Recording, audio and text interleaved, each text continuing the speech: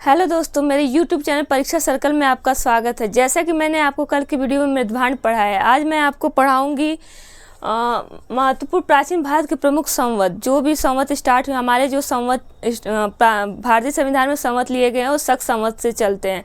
विक्रम संवत भी चलते हैं। आप लोग कमेंट करके बताइए कि कौन सा विक्रम संवत, कौन से सन का विक्रम संवत चल रहा है। कली संवत पहला है। कली संवत जो 3102 ईसा पूर्व में आता है, 3102 ईसा पूर्व BC में आता, बिफोर क्राइस्ट में आता है। इसका उल्लेख हमें ऐहोल अभिलेख में प्राप्त होता है। यह महाभारत युद्ध के 20 वर्ष बाद एवं राजा परीक्षित के जन्म के समय से प्रारंभ होता है। राजा परीक्षित थे, एक स्टोरी है, किसी वीडियो में हम आपको बताएंगे। एक राजा परीक्षित थे, उनके जन्म से कली संवत स्टार्ट होता है। कली संवत 3102 ईसा पूर्व के आसपास आरंभ होता है। सेकेंड है विक्रम संवत। विक्रम संवत 57 से 58 ईसा पूर्व में चलता है। BC में 57 से 58 ऐसा माना जाता है कि उज्जैन के राजा विक्रमादित्य थे, उन्होंने शकों पे विजय प्राप्त की थी। शकों पे विजय प्राप्त करने के उपलक्ष्य में उन्होंने शक संवत चलाया था। शक संवत को कृत संवत और मालवा संवत भी कहते हैं। शक संवत को कृत संवत और मालवा संवत भी कहते हैं। शक जो थे पूरे मध्य एशिया में फैले हुए थे। शक जो थे पूरे मध्य एशिया में फैले हुए थे।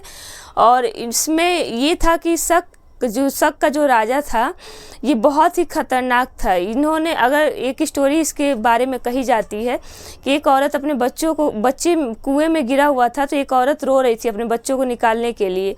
तो वहाँ से राजा गुजरता है और सुनता है, तो उसने उसकी मदद करने जाता है। मदद करने के वजह उन्होंने अपने भाले से बच्चों को भाले में फंसा के निकाल देता है, और उसी समय बच्चे का डेथ हो जाता है। तो ऐसा कहा जाता है कि उसके पास कोई भी दया नाम की चीज़ नहीं थी, कोई भी मानवता नाम की चीज़ नहीं थी। उससे मतलब उसका जब डेथ होता है तो पूरे 10 साल तक किसी को भी पता नहीं चलता है कि शक राजा का डेथ हो चुका है।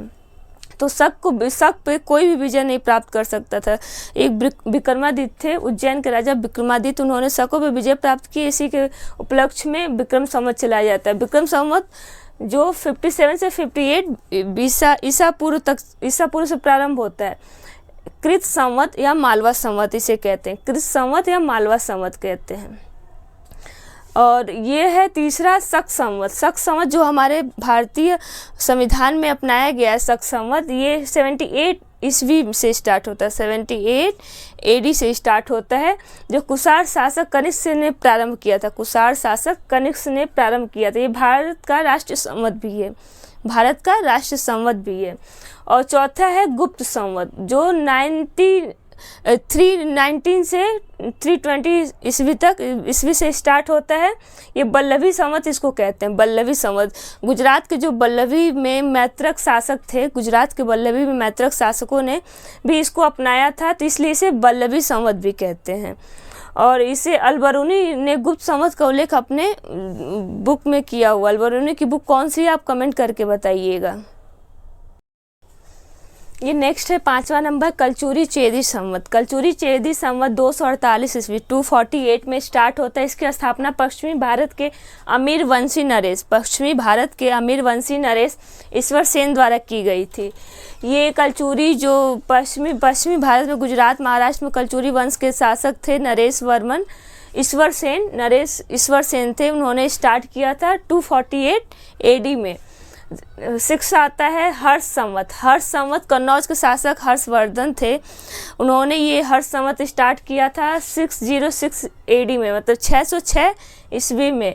नेपाल के लेखों में भी इस संवत का प्रयोग, मतलब नेपाल के लोगों ने भी इस संवत का प्रयोग करते हैं, अभी भी करते हैं इस संवत का प्रयोग।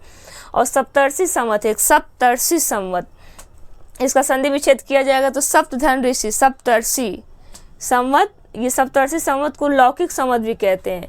11वीं सदी तक कश्मीर में प्रचलित था।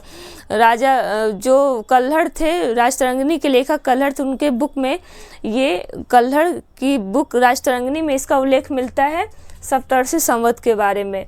और 8वां है आनंद विक्रम संवत। 1192 ईस्वी में 1192 में ये स्टार्ट होता है आनंद विक्रम संवत। पृथ्वीराज रासो जो थे, पृथ्वीराज रासो के कवि चंद बरदाई ने अपनी पुस्तक पृथ्वीराज रासो में पृथ्वीराज का वर्णन करते हुए, पृथ्वीराज चौहान का वर्णन करते हुए ये आनंद विक्रम संवत स्टार्ट किया था 1192 AD में।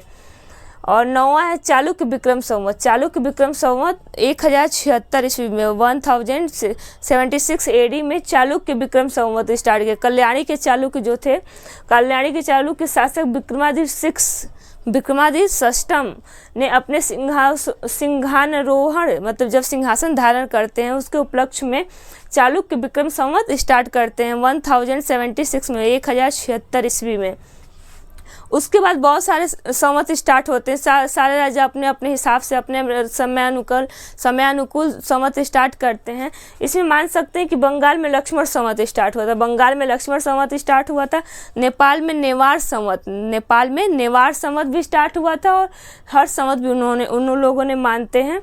और नेवार संवत 897 मतलब 897 ईस्वी में स्टार्ट हुआ था। श्रीलंका में बुद्ध संवत भी चलाया जाता है, श्रीलंका में बुद्ध संवत चलाया जाता है। जैन मतावलंबी जो थे वो महावीर संवत भी चलाते हैं, जैन मतावलंबी महावीर संवत भी चलाते हैं। और मालाबार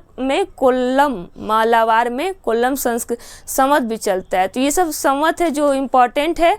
मैंने सारे संवत जितने भी संवत हैं विक्रम संवत से लेके शक संवत से लेके कुषाण संवत, फिर जितने भी चालुक्य चेदी वंश सारे संवत आपको पढ़ा दिए हैं। तो ये आप याद करते हुए चलिए। ये सारे इससे बाहर एग्जाम में कहीं नहीं पूछेगा। एलटी के लिए आप लोग तैयार रहिए। एलटी का एग्ज़ाम सोशल साइंस का एग्ज़ाम 17 जनवरी को है, 17 जनवरी 2025 को है। आप उसको अच्छे से उसके लिए तैयारी करिए, हम आपके साथ हैं जी। धन्यवाद।